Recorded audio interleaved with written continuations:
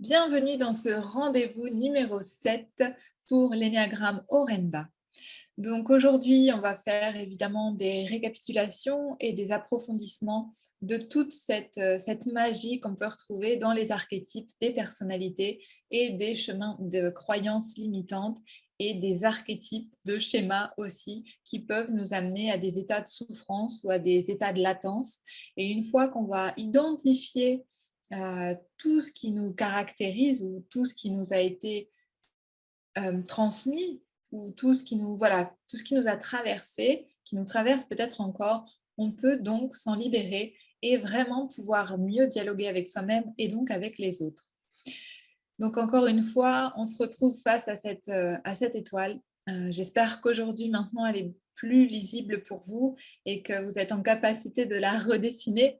Parce que ça aussi, ça va montrer à quel point vous avez intégré la forme graphique. Je vous rappelle, hein, il y a ces triangles. Donc, il y en a 3. Il y en a un pour le 3, 6, 9. Il y en a un pour le 1, 7, 4 et un autre pour le 8, 2 et 5. OK ? Et donc, il y a tous ces schémas qui vont nous apporter des connaissances, des relations, des liens et des rythmes. Et en fait, grâce à ces liens, vous allez pouvoir aussi aller un peu plus loin dans cette approche, puisqu'effectivement, il ne s'agit pas de porter un masque et puis ça nous colle à la peau et puis on est identifié en tant que numéro 1, numéro 7, numéro 9, numéro 8. Non, pas du tout. Évidemment, c'est un peu plus subtil que ça. C'est pour ça que dans ce titre, il y a écrit complet et subtil, parce qu'on va dépasser cette forme et on va rencontrer un peu plus tout ce que cela veut dire. Alors, on y plonge tout de suite et on rencontre effectivement les peurs. Parce que quand on est enfant petit et qu'on vient choisir de porter un masque pour nous protéger selon nos croyances et depuis notre point de vue, eh bien, il s'agit de peurs. Okay ? Ces peurs, ben, voilà, elles sont insidieuses, elles sont collées à notre façon de fonctionner, donc à nos façons de réagir. Et donc, on va rencontrer ici, je vais commencer avec l'archétype numéro 1.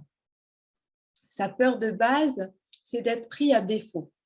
Et ce, du coup, pour lui, ça veut dire ne pas être quelqu'un de bien. Et donc, quand il est pris à défaut et qu'il a l'impression donc de ne pas être quelqu'un de bien, l'archétype numéro 1, soumis à cette peur, va déclencher une réaction comportementale pour se protéger. Protéger de lui-même déjà dans un premier temps et de ce qu'il croit devoir se protéger face aux autres. L'archétype numéro 2. Sa peur de base, c'est d'être indigne. Indigne d'être aimé. Et donc, il a cette peur et cette croyance de ne pas être voulu. L'archétype 3. Sa peur de base, c'est de ne pas avoir de valeur. Et je vous rappelle, ne pas avoir de valeur pour ce qu'il est. Donc, il a tendance à développer l'action, le faire. Okay. L'archétype 4. Il a peur d'être sans identité. Je vous rappelle, cet archétype est confondu avec ses émotions. Il croit que ses émotions sont son identité. Et comme ses émotions, c'est comme un arc-en-ciel, ben, il a l'impression que son identité change à chaque fois. Donc, en fait, il ne sait pas trop qui il est. Et donc, sa peur de base, ben, voilà, c'est d'être sans identité et de se perdre dans tout ça. Et donc, de ne pas avoir d'importance. L'archétype numéro 5, sa peur de base est d'être sans ressources et d'être inutile et incapable. Pour lui, c'est terrifiant, et pour chacun, hein, évidemment, des archétypes, ce sont des choses qui nous terrifient à l'intérieur de nous-mêmes. Ce sont des grandes peurs. Et donc, l'archétype 5, être sans ressources, ça va être toutes les ressources. Ça peut être des ressources alimentaires, ça peut être des ressources d'amour, ça peut être des ressources d'inspiration, de création, ça peut être voilà, toutes sortes de ressources. Donc vraiment, ce besoin d'être rassuré, et puis parce que sa réaction à lui, ça va être de tout garder pour lui, parce qu'il a peur de perdre ces ressources-là. Alors qu'on va le voir, hein, évidemment, pour chacun, traverser sa peur et aller au-delà de tout ça, ça va aider chaque archétype à avancer sur son chemin de développement personnel et donc de développement collectif et donc d'être bien aligné. Vous vous souvenez, hein, bien, 2 et 1, aligné. La peur de base de l'archétype 6, eh bien, c'est d'être incapable. Et incapable aussi de survivre seul. Et en plus, ne pas avoir de soutien. Donc, c'est très compliqué pour lui, et comme pour chacun dans chacun de nos peurs. Mais pour cet archétype-là, voilà, il a peur de ne pas être capable de faire seul. Et en fait, en même temps, du coup, ça lui crée un besoin de dépendre d'un autre. Et le 6, on va le voir aussi, hein, quand il va pouvoir se dépasser et oser, ça va lui faire le plus grand bien. La peur de base de l'archétype 7. La peur est d'être privé. Être privé et donc souffrir. Quand il est écrit être privé, c'est aussi la peur du manque, peur de manquer. On verra la suite évidemment. La peur de base chez l'archétype 8, c'est la peur d'être blessé. Rappelez-vous, il ne montre pas sa faiblesse. Et donc, il a peur aussi d'être contrôlé par les autres. Parce que, effectivement, s'il montre sa faiblesse, s'il montre qu'il est blessé, eh bien, il peut avoir besoin des autres. Sauf que chez lui, c'est impensable de dépendre des autres. Je vous rappelle, pour chacun d'entre eux, évidemment, c'est intéressant de revenir aux premières fiches. Les fiches 1, 2 et 3 des ateliers, où là, vous pourrez retrouver effectivement de où ça vient. Vous vous souvenez, on en avait déjà parlé, les enfants se sentent OK si ils sont comme ci ou ils sont comme ça. Et avec ces fiches et ces peurs de base, vous allez vraiment pouvoir tout comprendre un peu mieux, un peu plus profondément, et avec aussi le tableau que je vous avais partagé. Et on termine avec la peur de base de l'archétype 9.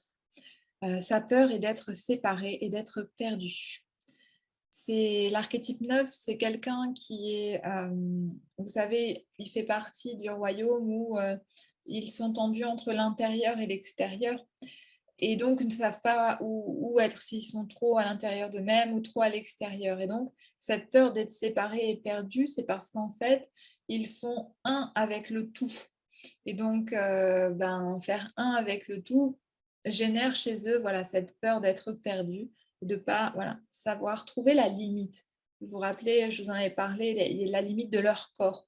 Voilà, où est le dedans, où est le dehors du corps. Et donc ça, c'est une peur de base chez eux. Et donc, ici, j'ai fonctionné pour cette fiche avec 3 couleurs. Donc, vous pourrez reconnaître en vert, chez chaque archétype, l'image idéale de soi. En orange, la compulsion d'évitement. Et en bleu, le mécanisme de défense chez chacun. Alors, on y va. Je reprends avec l'archétype 1. L'image idéale du soi pour l'archétype 1, c'est « je suis quelqu'un de bien, je suis intègre ». Et la compulsion d'évitement, c'est la colère. Vous vous rappelez, il évite ça à tout prix. Et donc, le mécanisme de défense, c'est des formations réactionnelles. C'est quelqu'un qui se sent obligé de réagir à tout. L'archétype 2. L'image idéale, c'est « je suis aimable ». Et donc, sa compulsion, c'est reconnaître ses propres besoins. Et son mécanisme, c'est la répression, qui est parfois inconsciente, mais il y a une forme de répression dans les comportements des archétypes 2. L'archétype 3, L'image idéale de soi, c'est je suis capable et je réussis. La compulsion, ce sont les échecs. Rappelez-vous, il a une tendance à mentir, l'archétype 3. Et donc, le mécanisme de défense, c'est l'identification et le modèle. L'archétype 4, l'image idéale de soi, c'est je suis sensible, je suis différent. Et rappelez-vous, il cherche son identité. Et à la fois, il cherche à être différent. Donc, où est la limite? Sa compulsion d'évitement, la banalité. Et son mécanisme de défense, l'introspection et la sublimation. L'archétype 5, donc l'image idéale, je sais, je comprends. Sa compulsion d'évitement, le vide intérieur. Son mécanisme de défense, l'isolation. L'archétype 6, l'image idéale de soi, je suis loyal, je fais mon devoir. La compulsion d'évitement, la déviance, être rejeté. Et donc son mécanisme de défense, la projection. L'archétype 7, l'image idéale, je suis OK, je suis en joie, je suis contentée. La compulsion d'évitement, la douleur. Le mécanisme de défense, la rationalisation et la manipulation mentale. Toujours en train de trouver des solutions. L'archétype 8, l'image idéale de soi, je suis fort et courageux. La compulsion d'évitement, la faiblesse. Le mécanisme de défense, la dénégation, nier, contester, tenir tête. L'archétype 9, l'image idéale, je suis calme, je suis en harmonie. La compulsion d'évitement, le conflit. Et donc le mécanisme de défense, ça va être la narconisation et se nourrit de l'oubli de soi et se noyer dans quelque chose. Voilà pour ces quelques repères qui, j'espère, vont vous accompagner par rapport à vous-même, par rapport à votre famille et par rapport au monde. Et savoir que voilà, il y a des mots qui peuvent vous toucher dans l'archétype peut-être que vous avez reconnu et peut-être ailleurs. Donc, je vous invite vraiment à noter. Ah tiens, vraiment là, ok, je pense que cet archétype-là, c'est vraiment mon mode de fonctionnement. Et vous dire, ah, il y a peut-être celui-là aussi qui me parle et celui-là qui me parle. C'est le bon moment pour faire ça, puisqu'évidemment, on va continuer à aller plus loin et à rencontrer tout ça chez vous. Je vous rappelle qu'effectivement, il y a l'un des archétypes, plus les ailes, hein, plus les intégrations, les désintégrations, et encore bien plus que ça, et ça, on le verra ensuite. Donc, voilà un schéma qui vous présente des flèches. Voilà ce que je vous disais juste avant.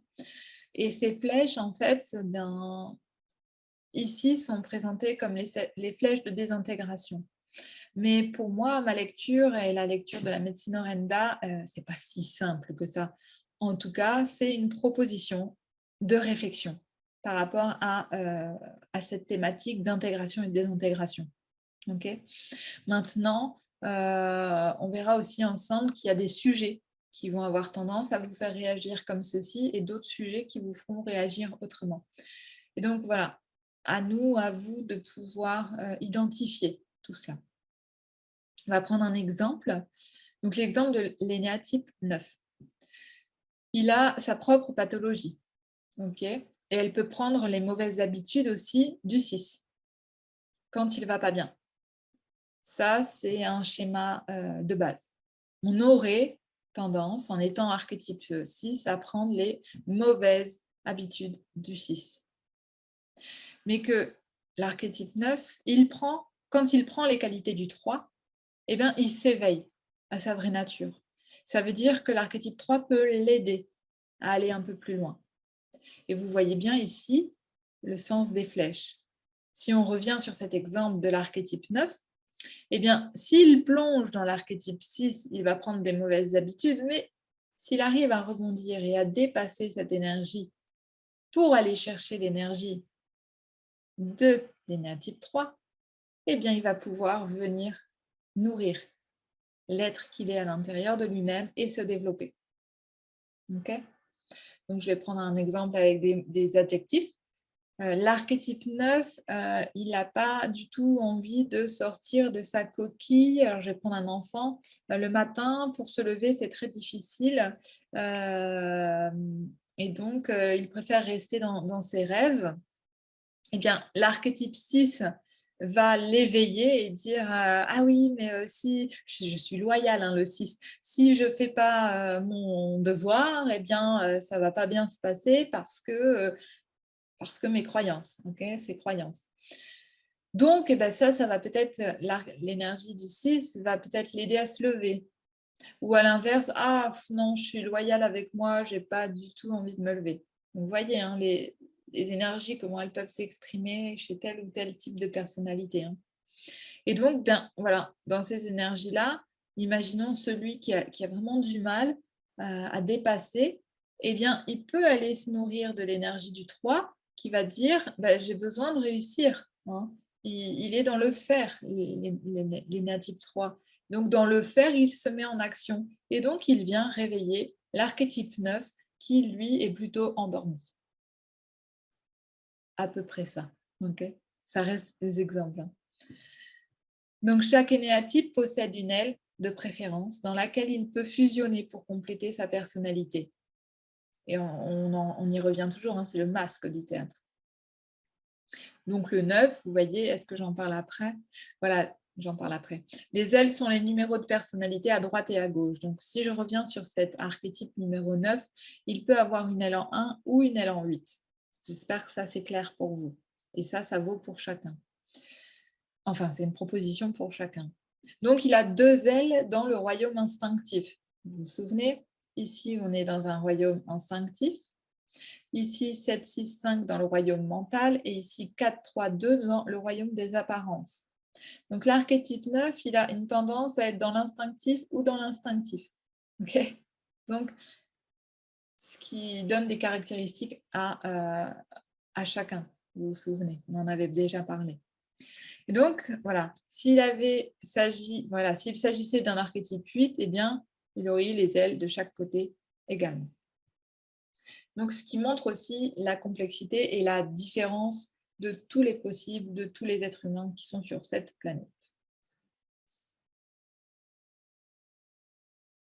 Donc, je vous parlais des triangles tout à l'heure, les voici bien présentés, et ce qui lui donne aussi une profondeur et ce qui donne effectivement une lecture un peu plus dans l'espace.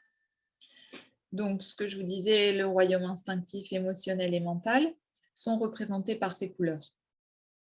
Okay, les couleurs représentent en orange l'extérieur, qui est plus important pour eux, en vert l'intérieur, qui est plus important pour eux, et le rouge, qui est dans l'équilibre, mais à la fois tendu entre l'intérieur et l'extérieur. Et ça, c'est ce qu'on appelle les centres instinctifs, émotionnels et mentaux. Et donc, en chacun d'entre nous, on va avoir ce besoin. Vous savez, quand je vous dis de s'aligner, d'être bien, on a ce besoin fondamental de s'équilibrer dans notre mental, dans notre cœur et dans notre corps. Je vous rappelle, le corps, c'est l'instinctif, le cœur, c'est l'émotionnel et le mental, c'est l'esprit. L'esprit. Et donc, les centres existent sous forme de direction, comme le mouvement, hein, comme le mouvement de la respiration, vers l'intérieur de soi ou vers le monde extérieur. Et comme nous possédons toutes les capacités et pouvons investir les 3 centres, hein, le corps, le cœur et l'esprit, nous avons aussi la capacité d'utiliser cette énergie dans les 2 sens, tout comme notre capacité d'inspirer et expirer. On peut, voilà, et c'est ce que je vous invite à pouvoir faire, à être vraiment en conscience et en alignement constant. Et donc, voilà, il semble toutefois que nous ayons une préférence. Certains préfèrent le monde intérieur, semblant plus juste, équilibré, vrai, beau, que la réalité extérieure, et inversement. Parfois, le monde extérieur semble offrir davantage, enclin à l'analyse, à l'action, à la rencontre et à être lié entre nous. Encore une fois, ici, c'est une proposition de, que vous pouvez verbaliser avec vous-même. Voilà, quel est le monde que je préfère, comment je l'investis dans mon quotidien et comment je peux trouver l'équilibre entre les deux. Et donc, nous avons tous un centre instinctif, un centre émotionnel et un centre mental. Nous ne sommes évidemment pas un simple numéro, ça je ne cesse de le répéter. Et donc, je reprends un exemple, le 9 instinctif de préférence a ses deux ailes de part et d'autre en instinctif, choisissant l'une ou l'autre en préférence. Et cet énéatype 9 s'intègre dans l'émotionnel du 3 et se désintègre dans le mental du 6. Okay. Donc, une fois que vous avez aussi cette lecture-là, de vous dire que si je suis dans l'instinctif du 9, si je vais dans ma tête, je vais avoir tendance peut-être à être dans l'énergie du 6. Et si je vais dans mon cœur, à être dans l'énergie du 3. Et ça va pour tout le monde. Hein. Là, je prends le 5. Le 5, il est davantage donc, dans le royaume du mental. Eh bien, s'il va dans le cœur, il sera sans doute dans l'énergie du 2.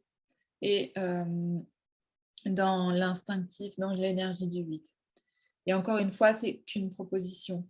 Ce n'est pas la même chose pour tout le monde.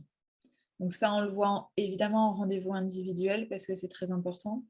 Et lors du dernier atelier, il y aura vraiment un exercice qui vous permettra de l'écrire directement et puis voilà, de méditer sur toutes ces questions un peu plus en profondeur. Ici, c'est vraiment pour, de manière schématisée, vous montrer jusqu'où on peut aller. Avec toutes ces parts conscientes et inconscientes, évidemment. Et puis, dans cet énéagramme, dans ces façons d'être, on a des modes d'attention. Je vais reprendre avec le 1. Vous vous souvenez, l'archétype numéro 1, le perfectionniste. Il a l'attention orientée vers les erreurs et les imperfections. Il aura tout le temps tendance à se dire « oui, mais… » là. Et je vous l'ai déjà dit, hein, l'archétype 1, c'est celui qui est très présent dans notre société aujourd'hui, de manière globale et énergétique. Et après, donc, ça veut dire quoi? Ça veut dire que si un individu a tendance à être un archétype 1 et en plus à subir les effets miroirs de la société, ça peut être plus lourd pour un archétype 1, par exemple. L'archétype 2, donc c'est l'altruiste et son attention est orientée vers les besoins et les désirs des autres. Donc, il va avoir une tendance à vouloir régler les problèmes des autres avant de régler ses propres problèmes à lui.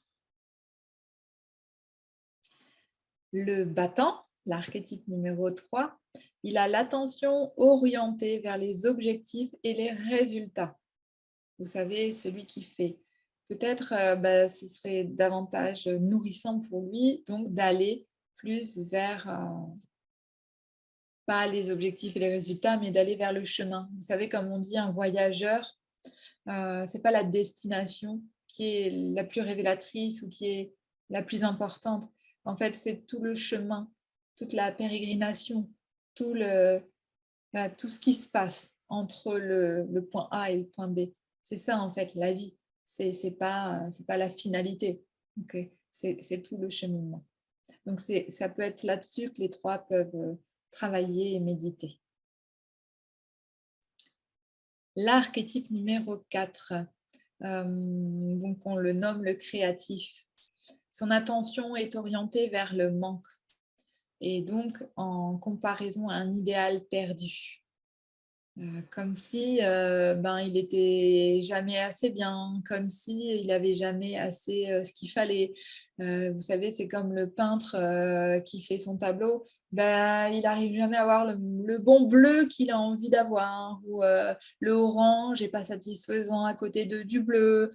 Voilà, donc ça peut être des identités comme ça qui cherchent un idéal perdu. L'archétype 5, on le nomme l'observateur. Son attention est orientée vers les sources d'information. L'archétype 6, le loyal sceptique. Son attention est orientée vers les sources de danger potentiels. Vous vous souvenez, il a une grande compétence à écrire des scénarios. Catastrophe de préférence chez lui, mais voilà. L'archétype 7, on l'appelle aussi le généraliste. Il a l'attention orientée vers les sources de projets, de planification et de plaisir. L'archétype 8, on le nomme le protecteur et le chef. Son attention est orientée vers les rapports de force, dominant et dominé. L'archétype 9, on le nomme le médiateur. Son attention est orientée vers l'harmonie. Encore une fois, depuis le point de vue de chacun.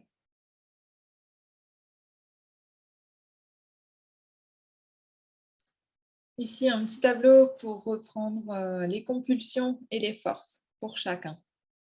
Alors, on y va. L'archétype 1, le perfectionniste. Sa compulsion, les erreurs. Sa force, la rigueur.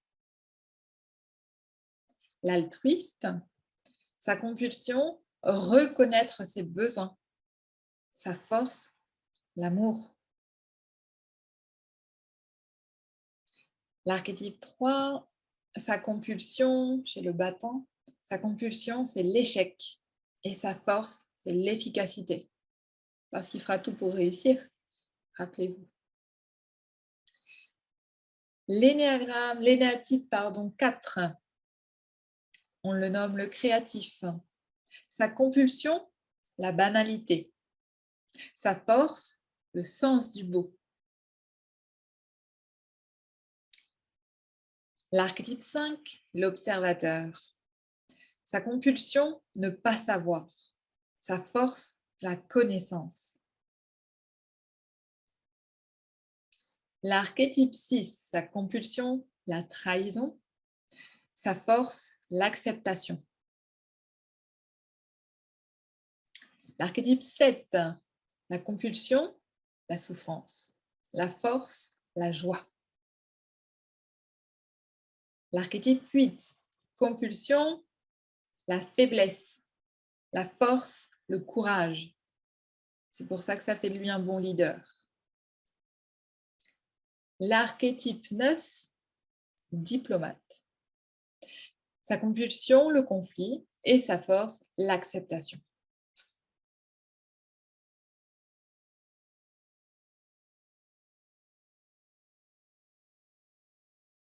Voilà, j'espère que ça vous aide à aller un peu plus loin, évidemment. Je continue avec la vue d'ensemble. Ça, c'est un bon récapitulatif important. Donc, l'archétype 1, le perfectionniste, il a peur de se sentir imparfait. Il veut donc se sentir parfait. L'image de soi, je suis droit, je travaille. Il évite la colère. Son apport, rigueur personnelle et des idéaux élevés.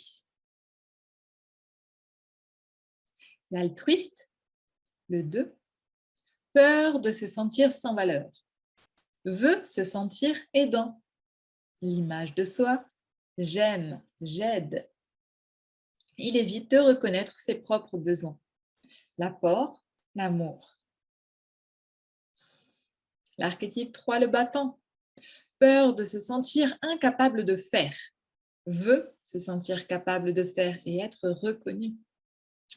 L'image de soi, je réussis, je suis efficace. Il évite donc l'échec.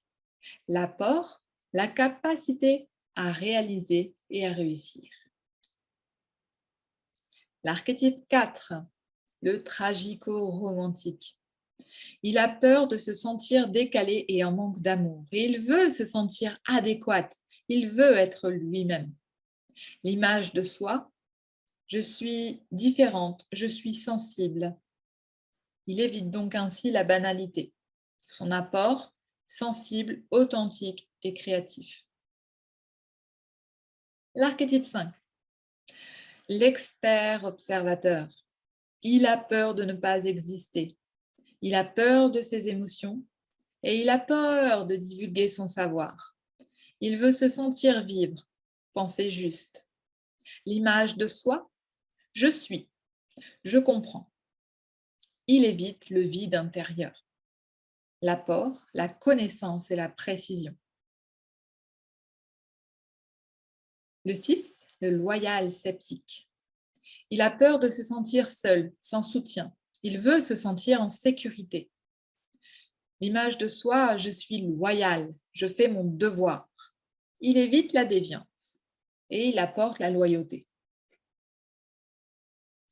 L'archétype 7, l'épicurien optimiste. Il a peur de se sentir incomplet. Il veut donc se sentir complet. Vivre dans le plaisir. L'image de soi, je suis optimiste et je suis heureux. Il évite la souffrance. Son apport, la joie et l'optimisme. L'archétype 8, le chef puissant et protecteur. Il a peur de se sentir faible, sans pouvoir. Il veut se sentir fort, puissant et juste. Et il veut... Non, ça c'est... Il faut que je le gomme. Mais a priori, on veut tous vivre dans le plaisir. L'image de soi, je suis fort, je suis juste. Il évite la faiblesse. Son apport, la puissance et le courage. L'archétype 9, le médiateur. Il a peur de se sentir sans amour, veut donc se sentir aimé. L'image de soi, je suis bien, je suis calme, facile à vivre. Il évite les conflits et son apport, c'est l'acceptation et le soutien. Donc voici pour cette vue d'ensemble qui va donc te permettre de vraiment pouvoir nommer ce qui te fait vibrer, ce qui te parle. Je te rappelle, dans chaque royaume, peut-être tu peux, entre guillemets, choisir celui avec lequel tu as le plus d'affinité ou celui que tu dis, ah tiens, ça me ressemble bien. Et puis, bah, évidemment, on en parlera ensemble pour voir comment ça jongle, comment ça joue. Et puis, je te rappelle, c'est pas terminé, on n'est qu'au 7e rendez-vous sur 9. Voilà pour cette vue d'ensemble.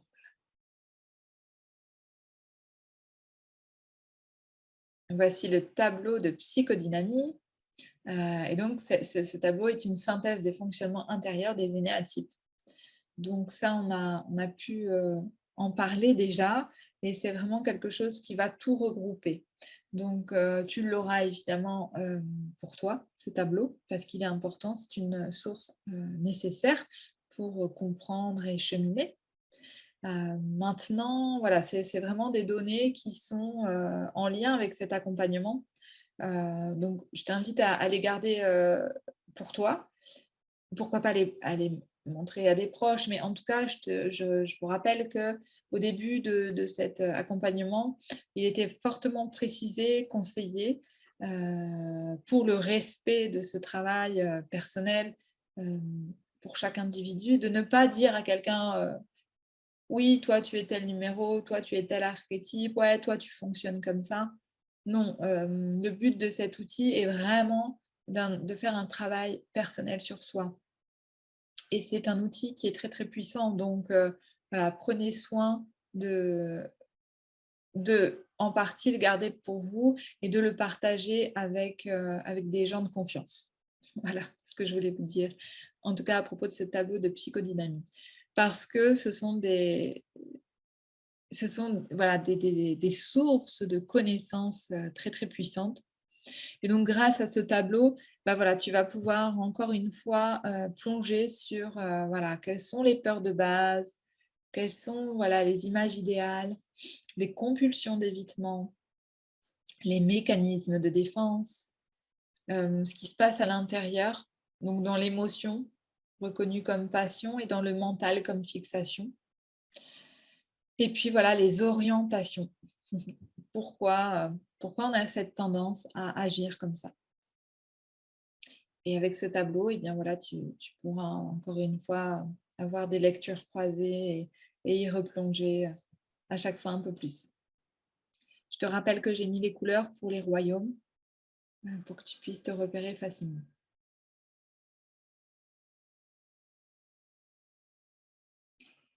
Voilà, on a quelques petits clins d'œil par rapport aux faux jumeaux dans l'énéagramme.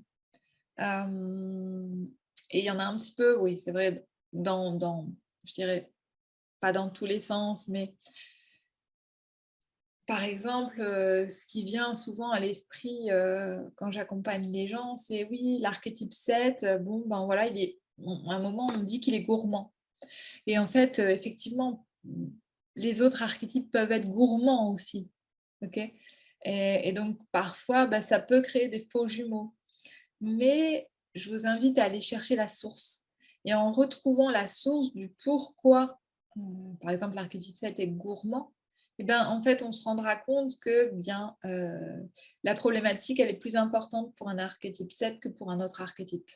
Ou en tout cas, c'est plus en lien avec la peur et c'est plus en lien avec effectivement cette source.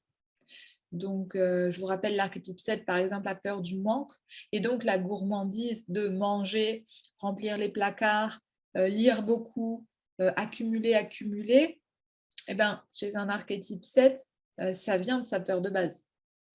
Et à côté de ça, je vais prendre l'archétype 2 parce que justement, on en parle en termes de faux jumeaux. L'archétype 2, bah, il peut aussi être gourmand, mais ce ne sera pas pour les mêmes raisons. Et donc, voilà, il va être gourmand parce que il a besoin de se donner de l'amour. Voilà. La gourmandise, elle est aussi là. Elle peut être, par exemple, pour l'archétype 3, la gourmandise, ça peut être se donner, comment dire, on en avait déjà parlé, hein, il a besoin d'une réussite et pour sa réussite, il traverse un danger, il reçoit un cadeau, il reçoit voilà, un bonbon, quelque chose.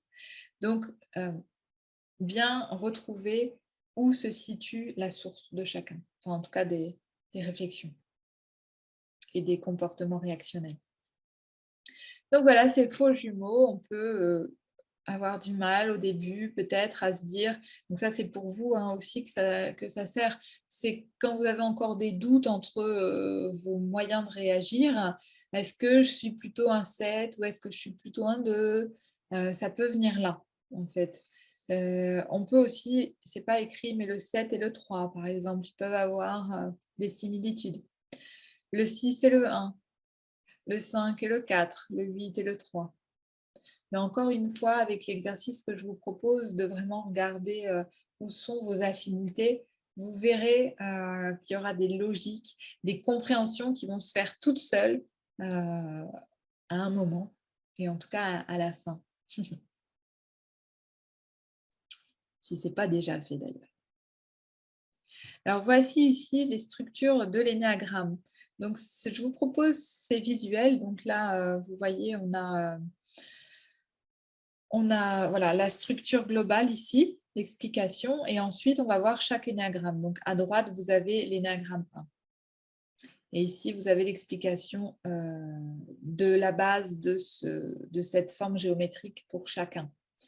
Pourquoi? Parce que ça peut vous aider, si vous êtes quelqu'un de visuel, à comprendre mieux comment encore une fois, on fonctionne dans nos énéatypes. Donc, ce que vous voyez en jaune, on l'a déjà vu tout à l'heure, hein, mais c'est pour vous voir d'une autre façon. C'est la compulsion d'évitement. Et donc, en bordeaux, c'est l'orientation. Ok. Donc, compulsion d'évitement ici, mécanisme de défense principal. L'orientation, c'est le centre préféré. Et donc ici, on est toujours dans l'instinct, dans la fixation et dans la passion. Vous vous souvenez, ça, c'est les royaumes. Ok. Et donc ici, on peut développer la vertu, l'intuition et les idées supérieures. D'accord? Ça va être pour chaque schéma proposé. Donc, un exemple à côté, comme ça c'est plus simple à visualiser. Donc, la compulsion d'évitement, ça va être la formation réactionnelle chez l'archétype 1. Son orientation, l'instinctif inférieur. Sa fixation, perfectionnisme. La passion, la colère. Le mécanisme de défense principal, éviter la colère. Le centre préféré, les idéaux élevés, la rigueur personnelle. L'idée supérieure, perfection. Et la vertu, la patience. Donc peut-être ça peut être bien pour chacun, maintenant que vous savez, si vous êtes archétype 1, vous savez forcément que votre passion, c'est la colère, que votre fixation, c'est le perfectionnisme. Ici, dans ce tableau, ce qui va être intéressant de regarder, c'est peut-être en priorité votre centre préféré et votre vertu. Ça, c'est ce qui va vous amener vers votre lumière. Donc là, ici, les centres préférés, idéaux élevés, rigueur personnelle, et donc la vertu, la patience. Donc, je vais faire défiler tous les tableaux et je vais vous lire particulièrement le centre préféré et la vertu. On y va.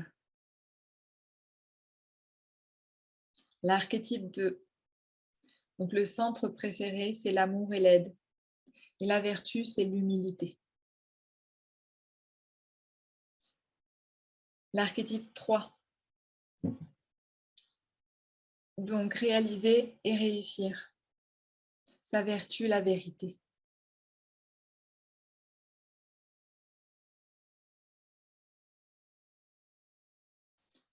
L'archétype 4. L'émotion intérieure, le sens du beau. La vertu, l'équanimité.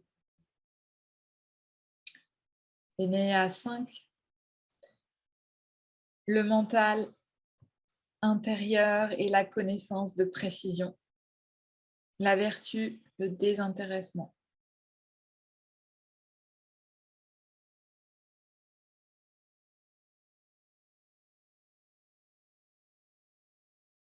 L'énéagramme 6. Le mental, vous savez, intérieur, extérieur, loyauté et la vertu, le courage. L'énéa 7.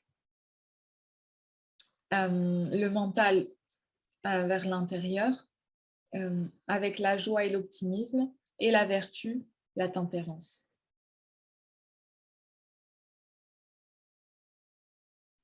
L'énéatype 8, encore une fois, l'instinctif vers l'extérieur, et à la fois vers l'extérieur, pardon. Dans cette puissance et ce courage, sa vertu, la simplicité.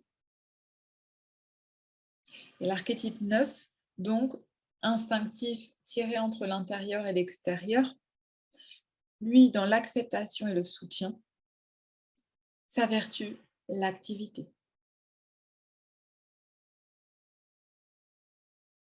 Et donc voilà, pour ce soir, tous les récapitulatifs, tous les chemins que l'on a pu rencontrer, voir durant tous ces ateliers, tous ces rendez-vous. Ce sont des récapitulatifs qui vont vous accompagner pour pouvoir comprendre mieux, sentir mieux et vibrer mieux. Encore une fois, vraiment intégrer les 3 royaumes pour pouvoir vous déployer pleinement et trouver votre lumière. Donc, je vous remercie beaucoup pour cet atelier et on se retrouve très bientôt. Là, vous avez vraiment cet exercice de pouvoir identifier quel est l'archétype qui vous colle un peu à la peau avec vos schémas de réaction. Et puis, effectivement, voir comment ça se passe avec les antennes, avec les liens.